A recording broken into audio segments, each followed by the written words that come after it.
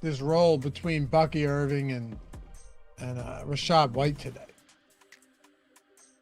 What do you think is going to happen? I don't necessarily know, but it was a very weird breakdown the way they played last week. And what like Bucky Irving ran far fewer routes, but was targeted on 44% of the routes that he ran. Like, seems like a small sample thing. Yeah, but also targeted on 7 of 16, was efficient. And the week before that, 3 for 54 in the pass. Like, he's been good. He's been legitimately good as a pass catcher. So what I'm saying is, like, now that they have no Godwin and Evans, and I think Cade Otton, I would be shocked if Steve Spagnuolo doesn't try and key in on Cade Otton today. Like, why would you not? Why would you let that one guy beat you, which sounds crazy, like, when you could just force it elsewhere? We saw it kind of last week with Brock Bowers. Anyway, what's up, dude? Yeah, man. I mean, it's funny to say that, but they're really devoid of weapons. I don't know who you take away. Maybe it is Cade Otton. They haven't really had anyone else who's been efficient now that Evans and Godwin are gone. I don't know, man. I don't know what Spagnuolo's going to do. Maybe that is just the answer. I mean, the guy's a defensive genius, first of all. Like, he's just so good. Yes.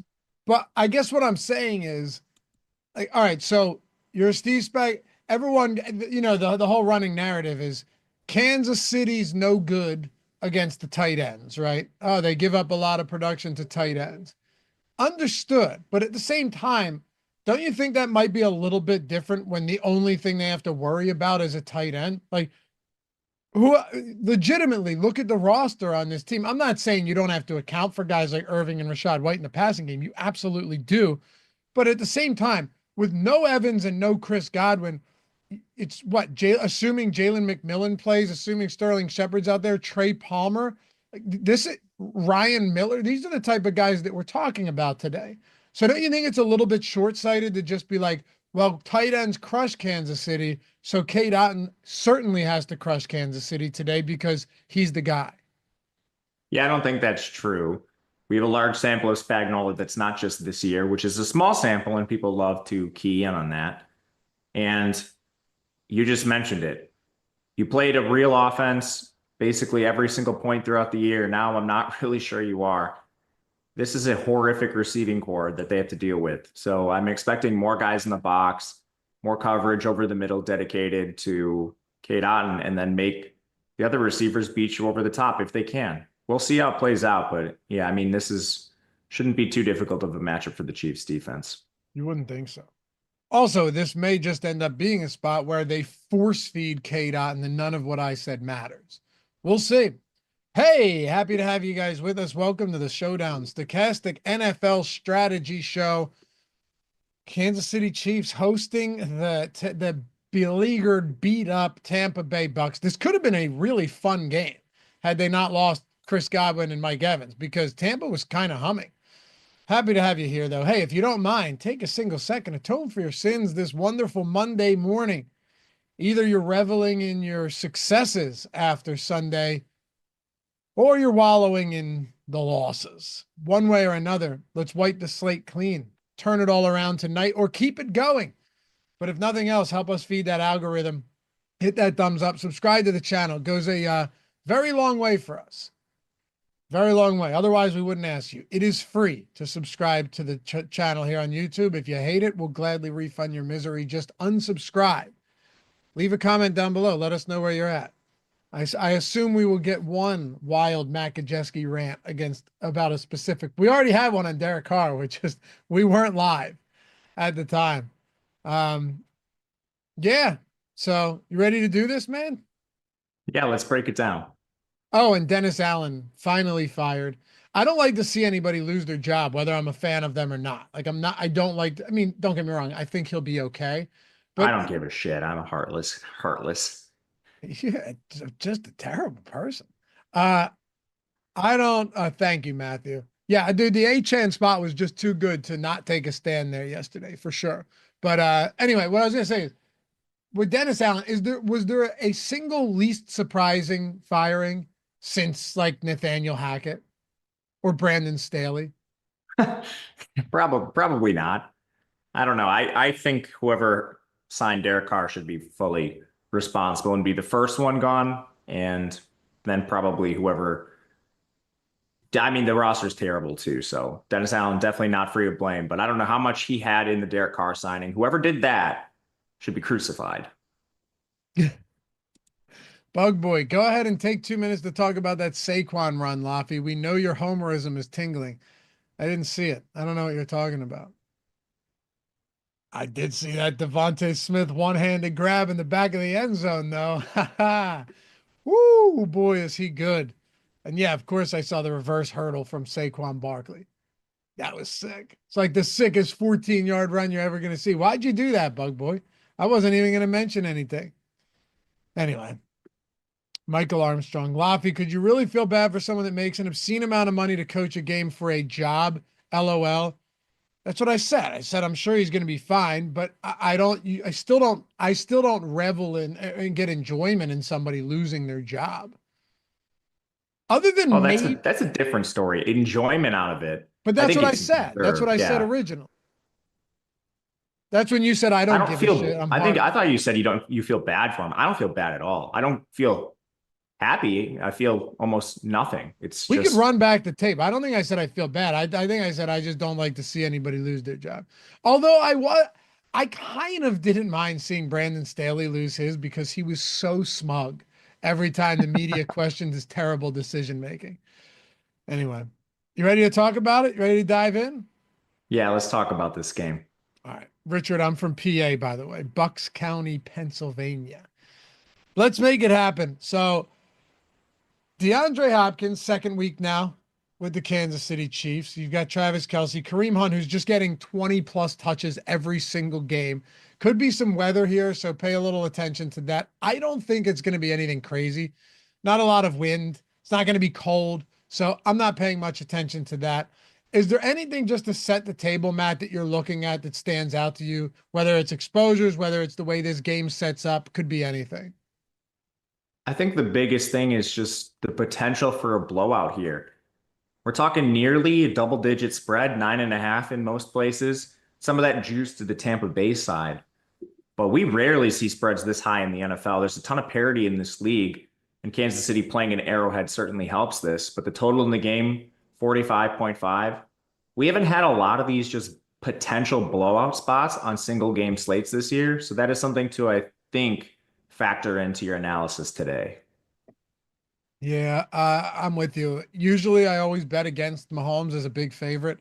Like bet against him, bet the Chargers at 8.5 point dogs. They covered. Bet the Raiders is whatever they were. They covered. Bet who else? Oh, the Bengals is 6.5 point dogs. They covered. Mahomes is amazing as a dog. Like you just have to bet him to cover, basically win outright as a dog, which is unlikely that he is going to be one more than once or twice in a year. As a big favorite, they always win. They just don't cover all that much. But Matt, the more I looked at this game, the more I'm going, God, I don't know if I want to continue betting this trend against Mahomes as a big favorite because when you look at this Tampa defense, it's not like they get a ton of pressure on their own. They blitz a lot. Todd Bowles loves to blitz. Is there anyone better against the blitz than Patrick Mahomes? Like, and when you're talking about the defense, are there two, or even two better defenses than the Chiefs right now on the ground and in the defensive backfield? Like, what an uphill battle this is for the Bucs on the road today. Absolutely. And even though they blitz a lot, they're not any good at it. This team's Right. pass rush is outside the top 12. So, yeah, they can manufacture some pressures, but it's not like it's had a lot of results. And then Patrick Mahomes is a wizard. This defense is just pretty bad overall. They're not great in coverage. They're barely in the top half, coming 16th there, and then they're horrendous at run defense. So I don't really see anything stopping Patrick Mahomes in this spot. If anything, it will have to be self-induced, which is not likely given him and the better weapons they're starting to get. DeAndre Hopkins should be playing a little bit more, but I kind of think they meet little resistance in this spot. It certainly feels that way, man. And the more I look at this game, I love Travis Kelce in this spot today. I think it's a great spot for Kelce. He's faced this Todd Bowles defense twice. He's carved them up both times. And I think it actually makes sense based on how this defense is. They like the blitz. Travis Kelce is just that perfect option there. He has a 27% team leading target share since Rashee Rice went down in that Chargers game, running routes on 91% of dropbacks, kind of just across the board. Like, even though I think both of us anticipate DeAndre Hopkins getting more work than he had previously seen last week after only being with the team for a couple of practices, Kelce still feels like the primary guy. It's amazing he has only one touchdown this season, and it came last week against the Raiders. That, 7 red zone targets in the last 4 weeks. There's just, in my opinion, a lot of like positive signs for Kelce, even though you haven't seen these monster games yet. I agree with you, and I don't think DeAndre Hopkins is still going to be full, like 100% of the snaps. Me neither. So we should see a pretty dominant target share from Kelce again. And Hopkins has a couple things working against him. His time with the team. Last week, it was a couple days. I mean, this week, what is it? 10 days, 12 days? It's not that much longer. And then he's still been banged up this year. He had the preseason injury. It appears he's over that, but I don't know. You never know. It's at least there and a concern.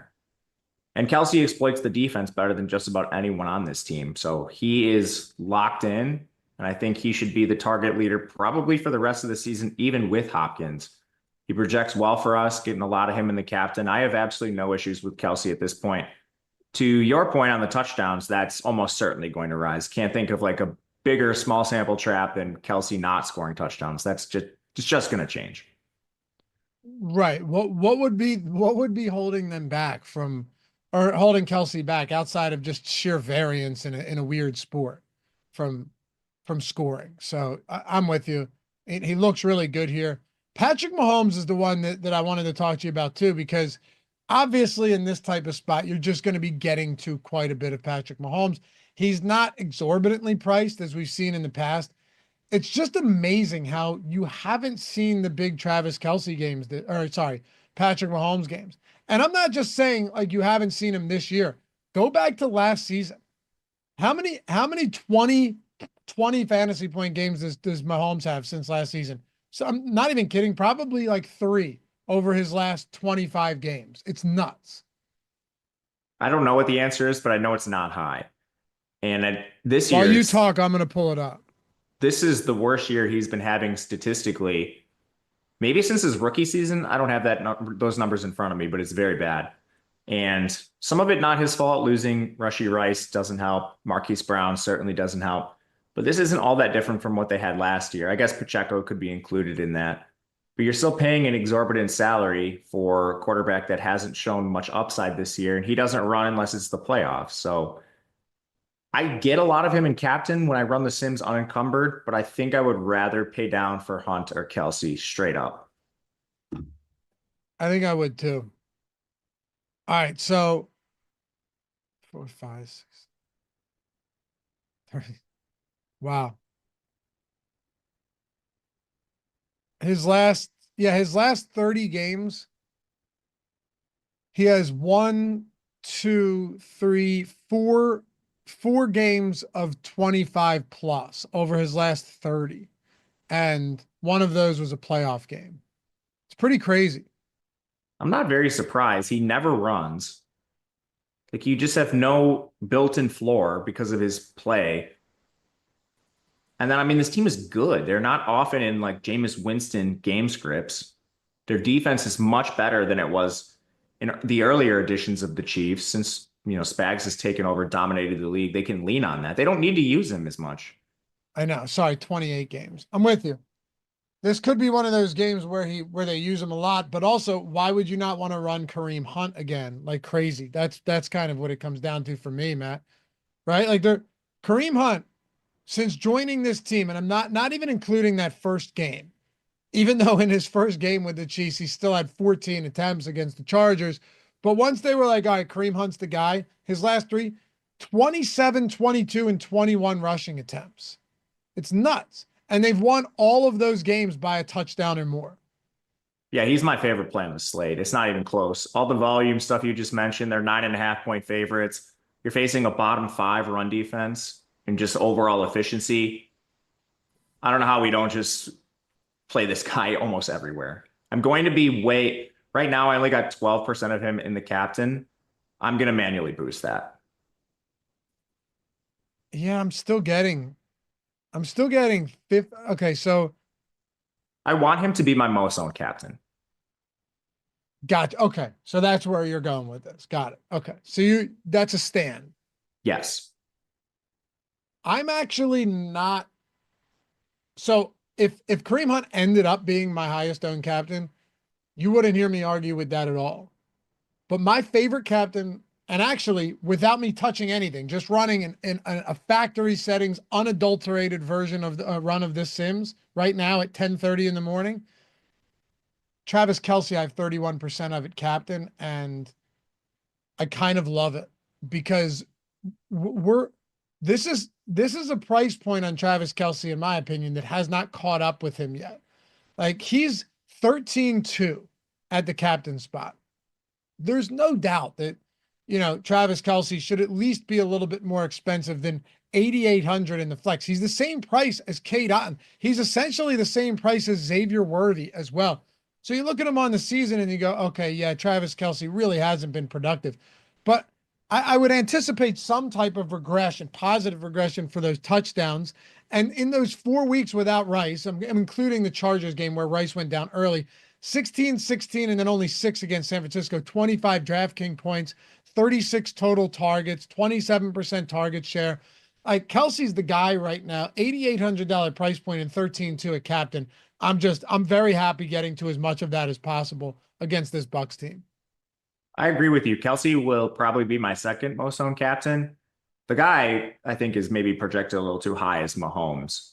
He's the player that I want to come down on, where I would rather have some of that go to Kareem Hunt. But I don't really anticipate touching Kelce much for all the reasons you mentioned. I think he's an excellent play, and he comes at a cheaper price point. Not that salary really matters on this slate, especially with the injuries. I think it could matter even less. But it's pretty easy to play all three of them if you want. And a lot of our lineups suggest that when I just went forward. And this speaks to the blowout stuff we talked about earlier. A vast majority of my lineups in the Sims are 5-1s, 4-2s, with those 3 studs and then mixing in some value to make it work. But I got a lot of lineups that just have all 3 Chiefs studs, make the rest work. And then, the couple that are different from that it's funny. They're like a 5-1 Tampa Bay, like flipping the game on its head. But I mean, my anticipation is playing all 3 of these guys in most lineups, mixing and matching the captain, but spreading this a little more evenly between Mahomes and Hunt. A remarkable comment from Brandon Katz. I don't know why I do it. I think it's a glutton for punishment. He's referring to me. That's a dumb take. The Bucs are decimated with injuries. The Chiefs will likely be playing from ahead and running most of the game. The best move is to fade Kelce and captain that Kansas City deep. Why is it that people like do people just assume that the game starts off 21-0, Matt? Do you see what I'm saying here when we say, oh, you're going to be playing from behind? Is the assumption that teams just fall up behind through osmosis?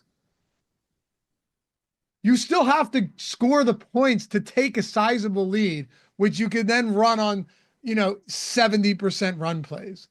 I've never understood that concept of like fade the pass catchers because they're going to be ahead. Well, how do you get ahead? How do you get a large enough lead to just lean on the run? Never understood. Yeah, man. I mean, there's 2 things here. Everything you said, I fully agree with. And the other thing is this is not a tightly priced slate. So, I mean, if you really want to make a stand and play like Chiefs D captain, like have fun leaving 5K on the table and sacrificing like 15 points in projection. By all means, go ahead. And I agree with you. I think the Chiefs defense are an awesome play. I'm just probably going to play them in the flex with one of Kelce, Hunt, or Mahomes at captain because we don't have any salary restrictions today. You can play whoever you want. I don't even hate Chiefs captain if you wanted to, but the idea that teams just take a lead out of nowhere is insane. Like you could have 2 Travis Kelce first half touchdowns, and then they start to run. Either way, Travis Kelce's underpriced in this spot. Jeremy, oh, I love it. Every time Kansas City's on the slate, we get a question like this. And I'm not saying this despairingly. I mean it. I actually enjoy this. Jeremy asks, Dave and Matt, how do you guys feel about playing both Kelce and Gray? in the same lineup. I love doing that. Yeah. Love it. They're playing way more 12 this year. Maybe that's because DeAndre Hopkins is not up to speed. I'm not really sure it matters. I think the best construction of the Chiefs offense is have Xavier Worthy, DeAndre Hopkins on the field, and then just get rid of all of the other receivers. I don't want to see a single snap from Mecole Hardman, Montrell Washington, Juju when he comes back. Like, I don't want to see those guys on the field ever again. Juju was, come on. Patrick Mahomes just might be turning Juju into something decent. That's what I'm saying. Why can't we do that with someone who's better than Juju and then imagine what it could be? I got you. The fact that Noah Gray ran 24 routes last game to Kelce's 39, but was on the field. Kelce played 79% of snaps. Noah Gray played 72% of snaps. Like, I know they run a lot of tight ends. They keep a lot in the block, but Noah Gray is actually viable every time we talk about a showdown. It's that simple. They were almost 12 personnel on like 100% of the snaps. On top of Noah Gray, they had 19 snaps for Jody Fortson and 17 for Jared Wiley. Just a crazy amount of 12. Yeah, it's nuts. It's nuts.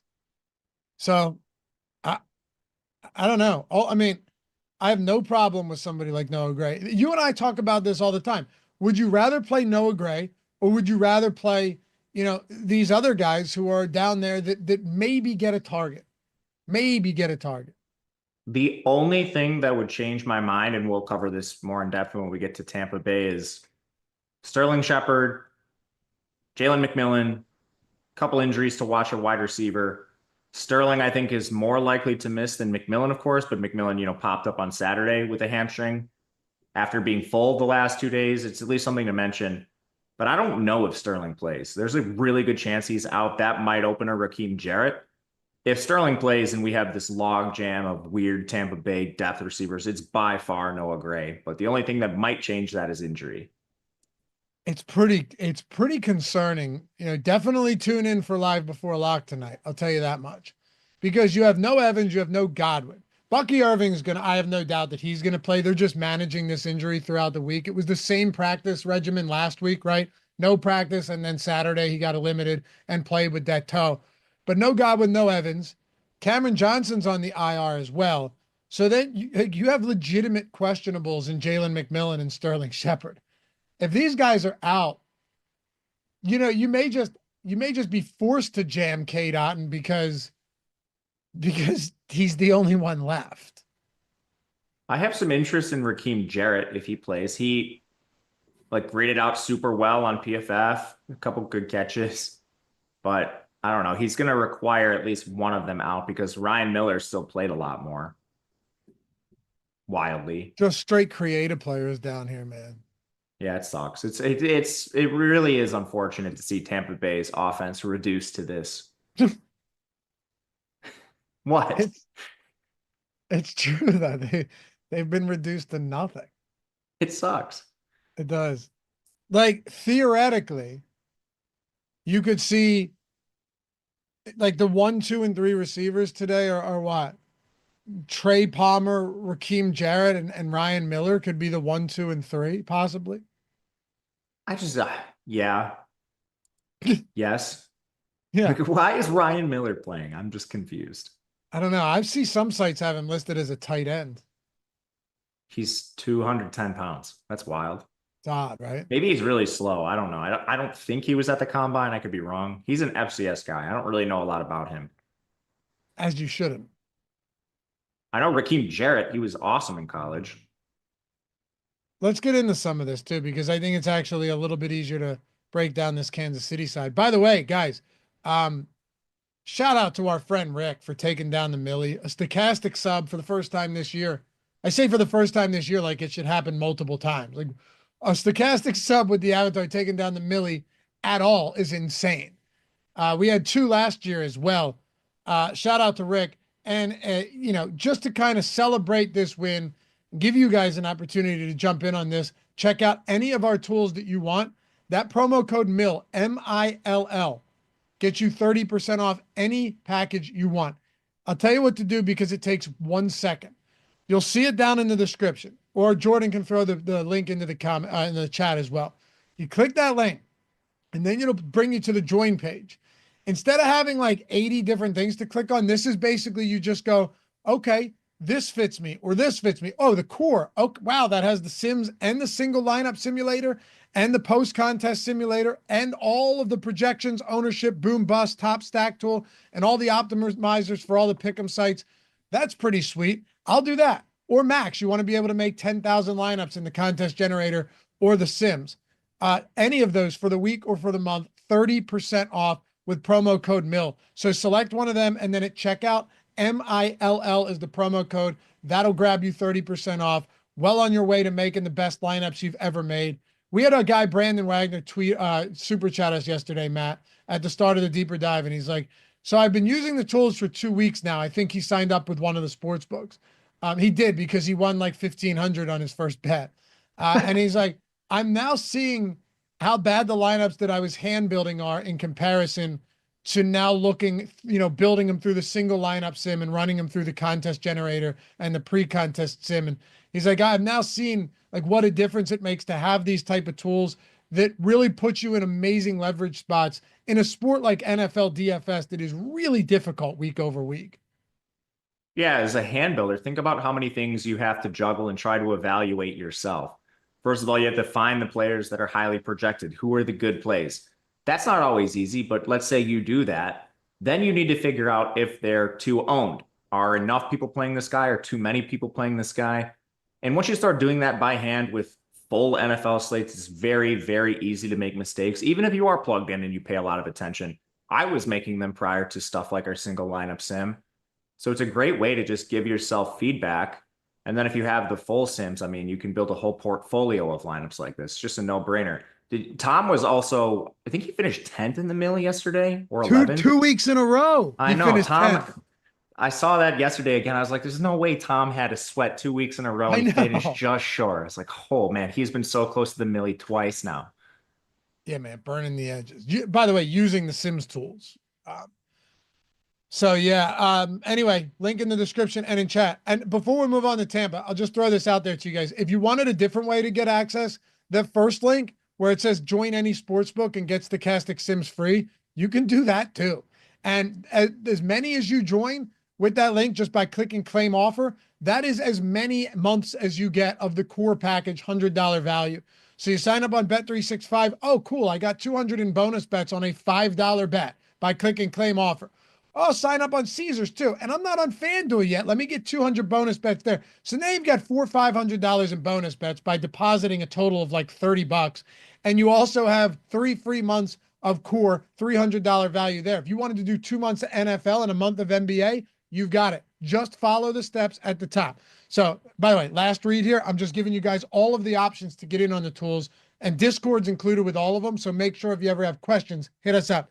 Choose one of them. Just use the link provided. Otherwise, we can't find you. Sign up using that offer, deposit, place a bet.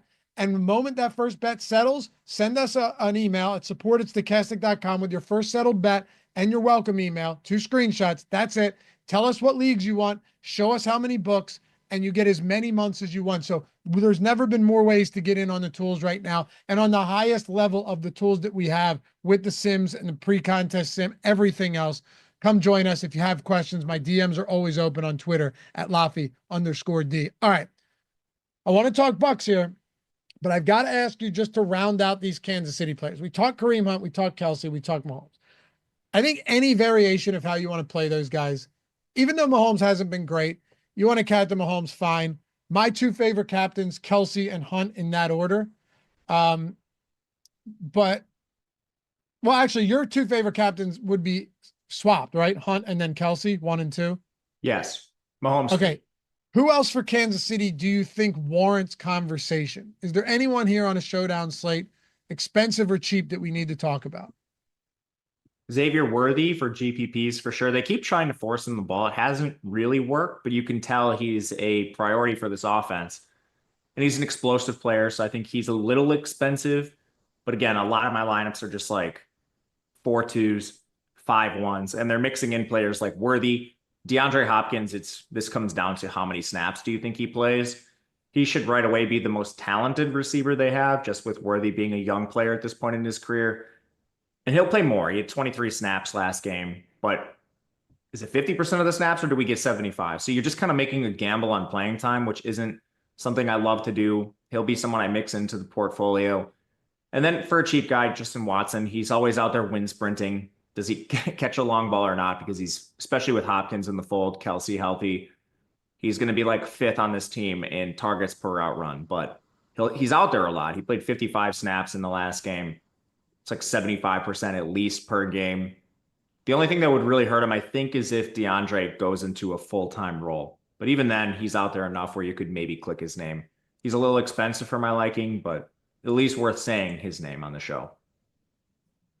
All right. Well, would you say if you had Mahomes, Kelce, and Hunt up there, number 1, 2, and 3 in no specific order, would Noah Gray be your fourth option there in this passing game, or would it still be Xavier Worthy just because they're trying to get him the football? Because I don't have a ton of confidence in DeAndre Hopkins right now. You're just guessing, like you said. Maybe DeAndre Hopkins, like this is just a great game from him. Juju Smith-Schuster's out. We know that. So maybe that's just a great game from Hopkins. Or like you said, maybe he still only plays 50% of snaps. They work him in slower. They don't necessarily need to get him fully into the offense. He's only been there for 10 days. How would you rank him behind those top 3? So this is really, really hard because salary doesn't matter. If you play one value guy, you can play whoever you want. I have been building lineups all morning. You can very, very easily get Hunt, Kelce, Mahomes. Start there. And then if you play Noah Gray or you play like a Ryan Miller, insert your value guy of choice. It's so easy to get DeAndre Hopkins, Xavier Worthy, and another decent player. Like the lineup I'm looking at on my screen right now. Kareem Hunt, Travis Kelce, Mahomes. Great. That's where you start. Noah Gray, DeAndre Hopkins, Jalen McMillan, who's 6.2K.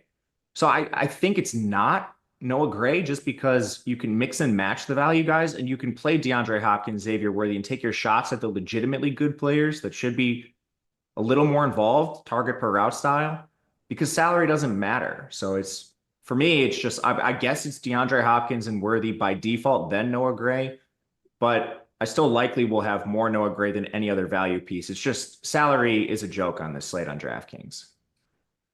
Yeah, it's not that easy. That's what I was saying. Even guys like Kelce are underpriced. Kareem Hunt, really, you could make that argument too. And there's so many cheaper options down here.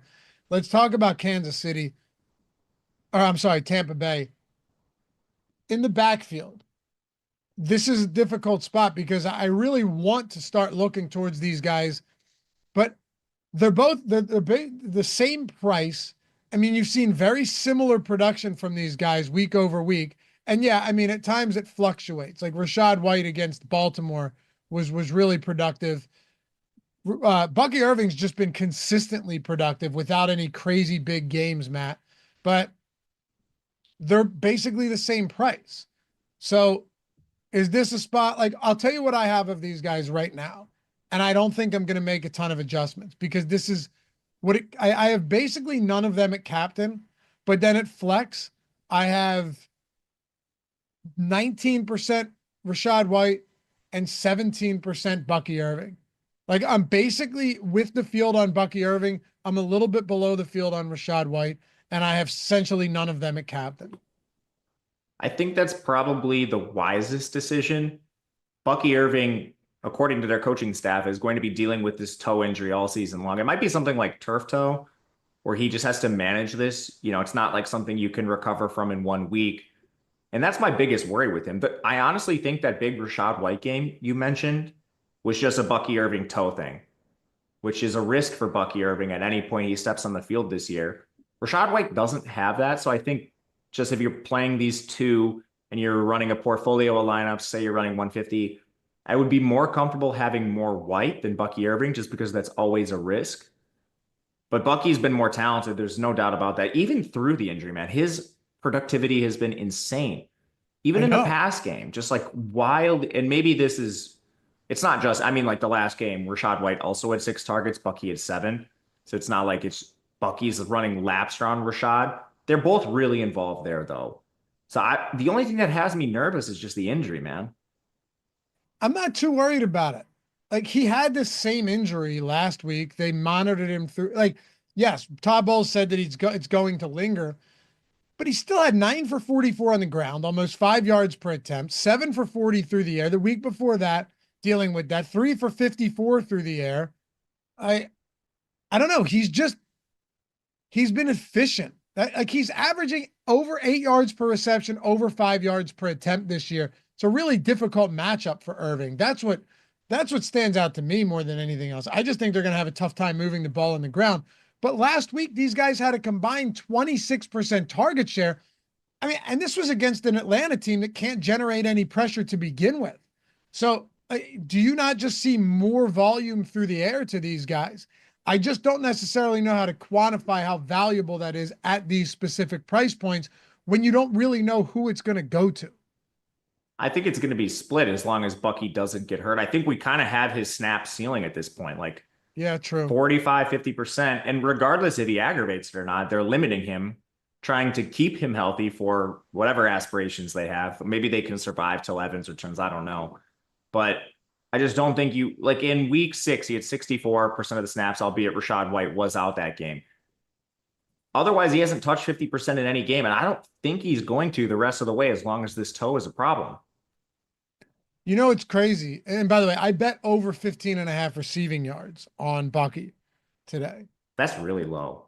I thought so, right? I laddered it to 25 too, just a 2-rung ladder, put it to 25 at 2-1. I mean, or plus 220 or something, which to me seemed pretty good, Matt. Last week he played 31 snaps. He touched the ball 16 times. So he touched the ball on more than 50% of the snaps that he played.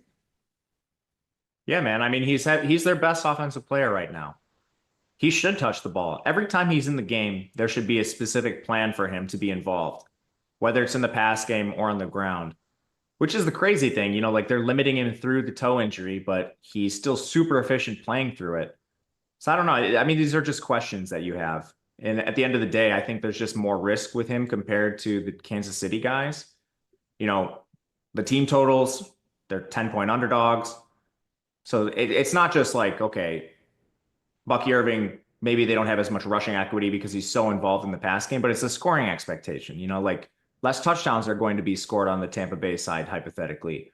Those are now split between Bucky and Rachaad White. The injury on top of this, there's just a lot of questions with him. I don't think he's a bad play by any means. Certainly somebody I will be mixing in, but for the upside especially. But I mean, when you have such security on the Chiefs side, it's really hard for me to come in with a big stand his direction for or against. Me too. Also, I don't think there's any way you can really justify playing Irving and White in the same lineup. Maybe you could, because both of them can put up decent numbers, but you're paying for that, right? So you're paying about 15,000 for those two guys in the backfield in a really tough matchup against a good defense. And Sean Tucker probably plays like 5 to 8 snaps as well. Yeah, what a wild Sean Tucker like blip on the radar for 2 games, and then he's just right back where he was. Crazy, right? As long as Irving remains healthy through the game, I think that's exactly where he comes in. But like I said, go ahead. No, like I think these guys will have pretty decent workloads with most of it coming through the air. It's just there's some give and take, and it's going to be split. So that's the biggest thing. Kareem Hunt's not splitting with anybody. Like Kelce, Mahomes, their target share should be locked in. And I mean, all of this is reflected in the Sims. So that's another reason why I'll just fall back on my priors. When they're backed up by the Sims, I think that's a pretty important piece of data too. It would take some pretty gnarly ownership changes throughout the day for me to get a little bit different on this. Same with me. But I'm also okay just getting around 20% of both of these guys at the flex. Like I'm fine with that. Yeah, that's like right where I want to be. Me too. How about Baker? It's a tough spot for Baker, but he's still going to be forced to chuck. Like you look at these last 2 games, 45 and 50 passing attempts. I don't care if he gets picked off. That means nothing to me. From a fan, is he okay? So I would imagine it's Lamar Jackson. But let's just take a guess. Outside of Lamar, because I'm just guessing, it's who's the second highest fantasy score per game on the season at quarterback? Like it's Jaden Daniels. Oh, damn it. You're right. I was Is that thinking, the answer? I don't have I it in don't front of know. me. I don't know, but I didn't think about that. Hold on. I think it's Daniels. That's Baker, dude. Is it Baker? It's Daniels has Baker. had a couple, like, as far as his boxers go, pedestrian games recently. Dude, 330 and 3 for Mayfield, 370 and 3, 325 and 4, I mean, 347 and 2, 289 and 4. This guy has, if you round up, 430 plus DraftKings point games this season. He's been insane. Last game, even without the studs, he had 50 pass attempts. So some of it isn't even efficiency. If you're going to give me 50 pass attempts, 5-0, like how do you not throw for 300 yards? You're right. They're just gonna have to keep going to the pass. How do I you still want have concerns for sure, but I mean, that's ridiculous. I have some real concerns, but I don't know. I don't know. I don't. I have concerns too, but you just kind of have to do it. Like you can't just flat out. If you're playing one lineup, sure, but if you have a large portfolio of lineups today, there's just no way you're getting away from Baker on pass volume alone, Matt. Like he's been objectively great this year. Yes, he gets picked off. Like, don't get me wrong. There's still some mistakes that this guy has made. But from a fantasy perspective, he's been objectively fantastic. He has been. And on this slate, there's a couple things that I think are nuanced. We have one of the lowest projections on him that we've had all season long. That is because he's facing a top 5 defense. They're nearly 10-point underdogs. The total in the game is not great.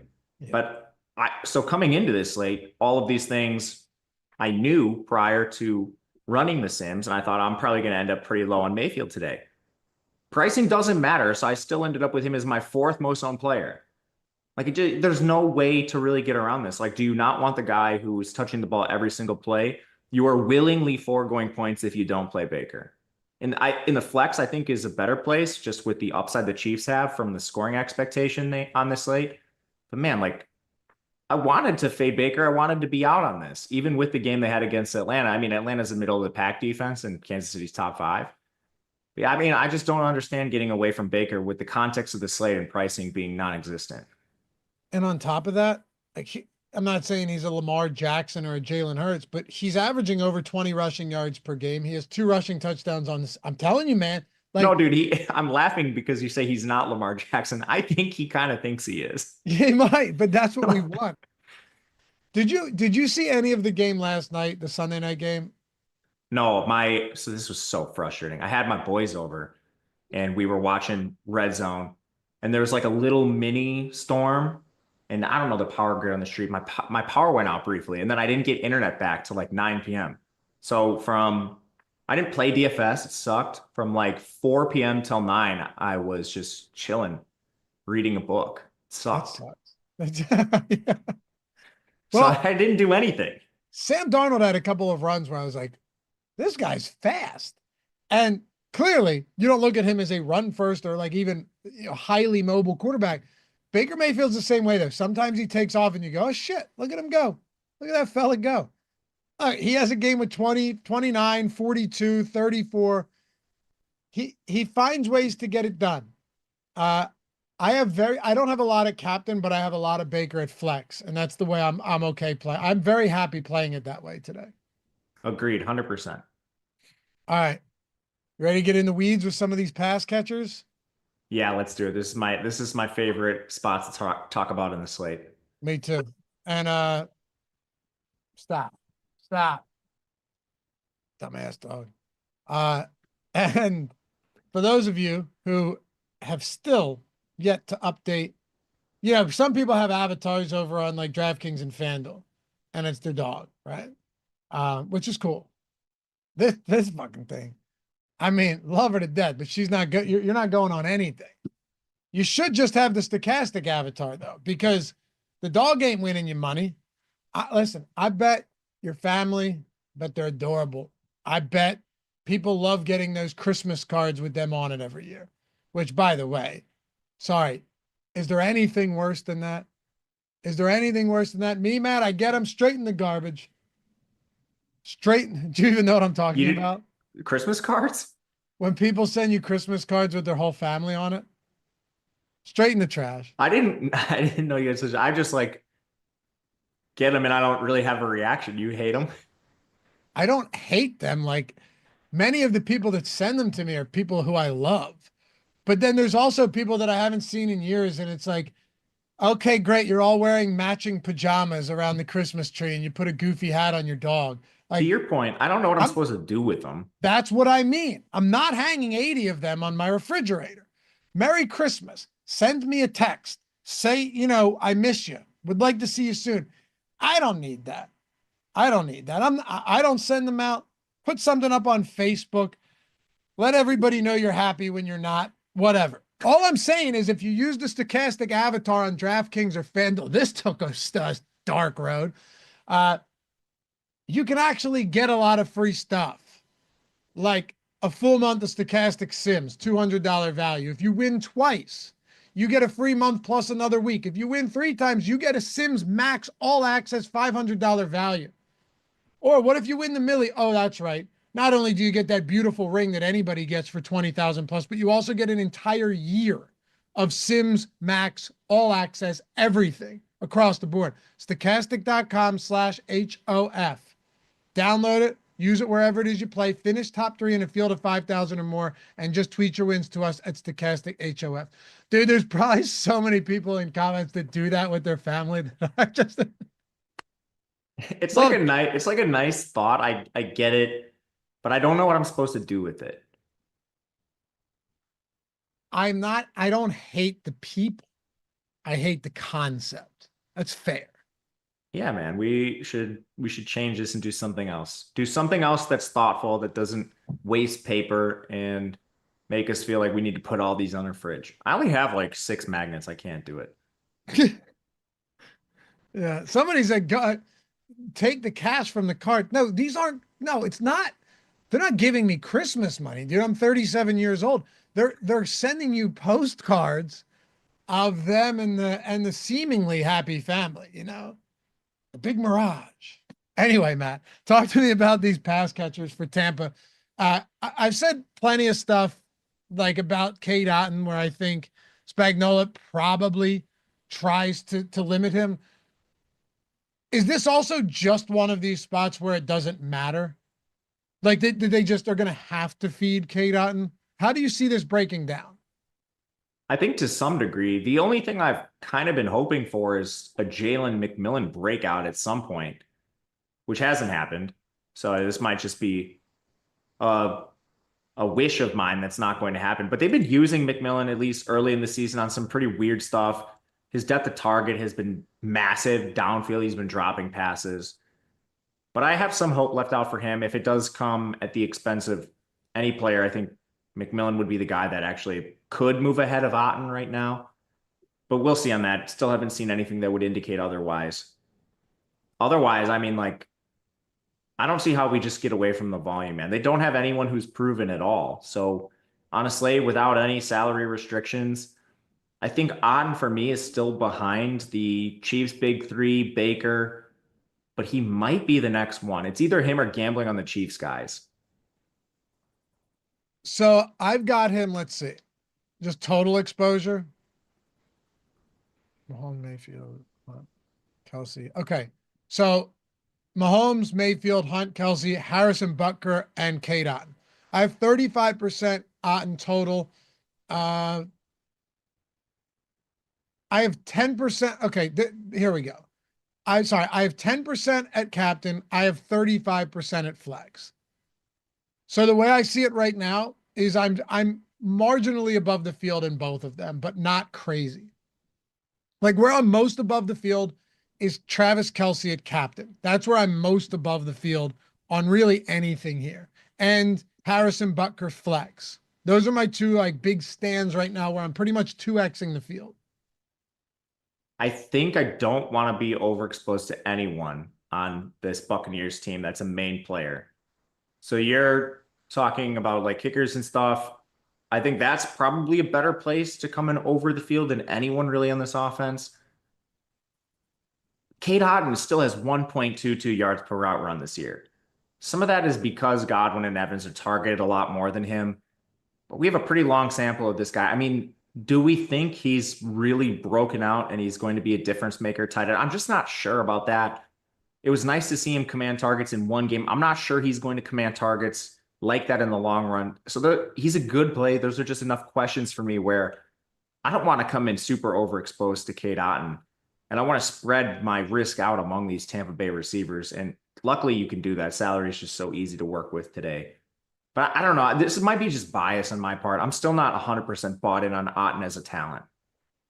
I'm bought in on him as a talent as far as, hey, he's the best guy they have out there, but not as a talent like, hey, this guy is in a, like, hey, why have they been hiding this stud all these years? I don't think either of us feel that way, right?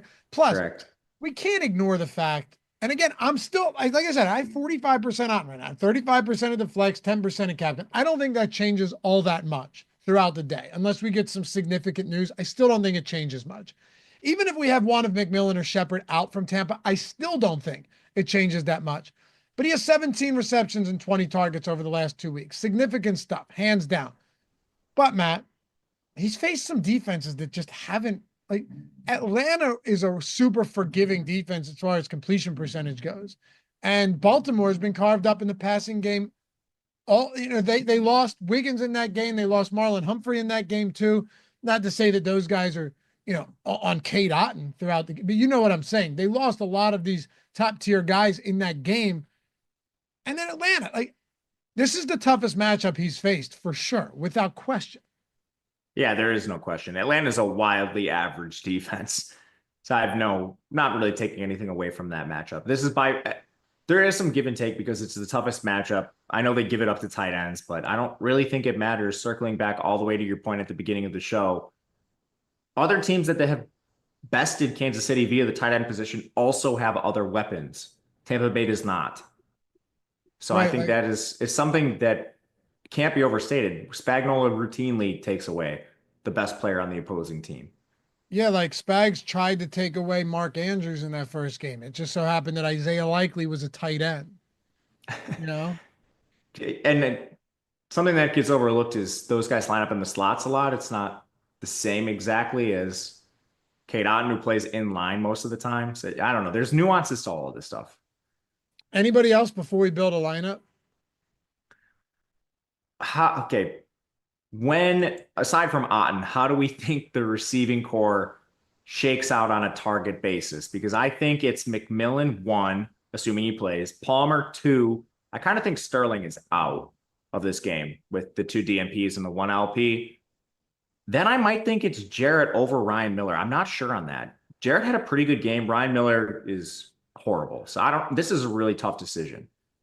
Very difficult. So you had McMillan run 46 routes last game. So he ran around on almost every drop back. I think Baker dropped back 52 times.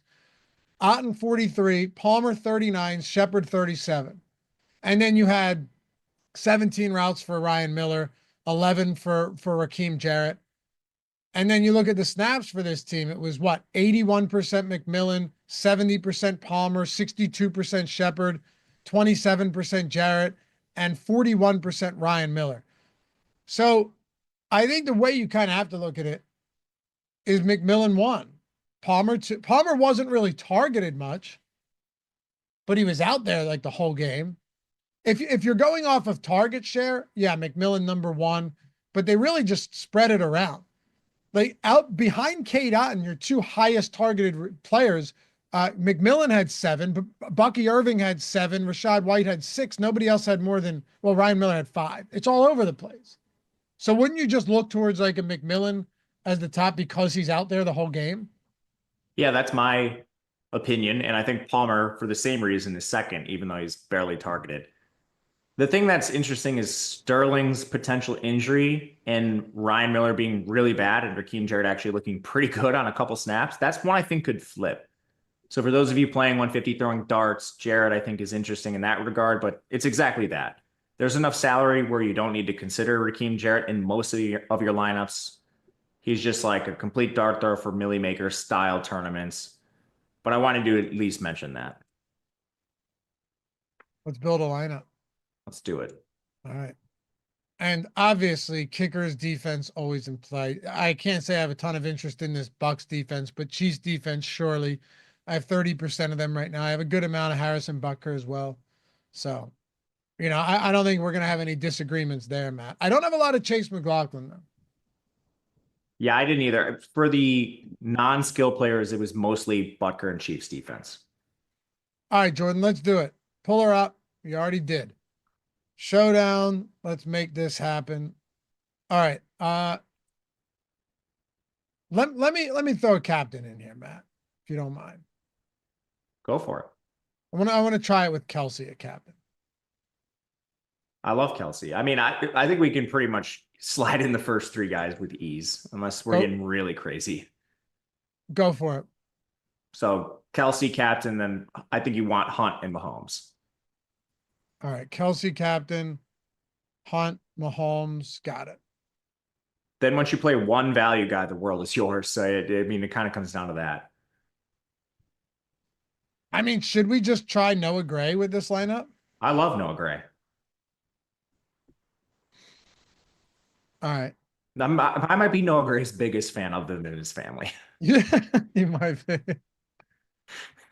What if we go Baker here? What's that give us? 46? I tried it already. You can definitely do it. Like Palmer? I mean, we can do it. Who do we want to go to, though? So it's 46 left, or what do we have? We have Kelce, Mahomes. We have the big three. We have Baker, and then we have Noah Gray. 46 left. Yeah, I mean, Palmer's on the field every snap. There's a lot of options. Watson's down here. I don't hate him. We might get a value guy open with the Tampa Bay situation later. That probably wouldn't sim well now because we have Sterling in, but there are plenty of options down here. I don't hate this range at all. I mean, what are your thoughts on running like the naked Baker Mayfield lineup? I actually looked at this in the Sims this morning. I think it's just get the highest scoring Tampa Bay guy in there if Kansas City smashes them. You know what I mean? Yep. I would imagine, like, okay, if we just put Palmer in with Mayfield, let's run it and see what we get. I think it'll be pretty good as long as it's not too owned.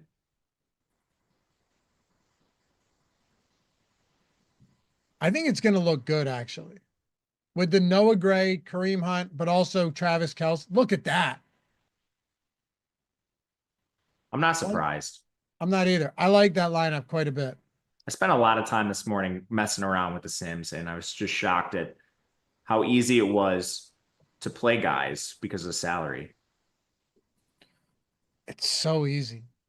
And usually it's tough with Kansas City. Anyway. They trim the fat, man. It's awesome. What's that? They trim the fat, and it's been They awesome. really did, yeah. Appreciate you guys hanging out. We'll do some more of these tonight on Live Before Lock too. We'll run some for FanDuel with you. We just gotta jump. We're at that hour mark. Appreciate you hanging out as always. Hey, follow Matt at Matt_Gajewski, me at Lafayette_D. Shout out to Jordan for producing. Remember, 30% off any single package you want. Link in the description, promo code MILL. That's MIL. Or just sign up with any of our sportsbook partners with that top link in the description and just get the months for free. It's the easiest way to do it. We got you covered across the board. Say what's up in chat. Appreciate you guys. Oh, yeah. Must be 21 years older to gamble. If you have a gambling problem, call or text 1-800-GAMBLER. Thank you, Jordan. We'll see you guys back here tonight, 7:15 Eastern Time. Peace.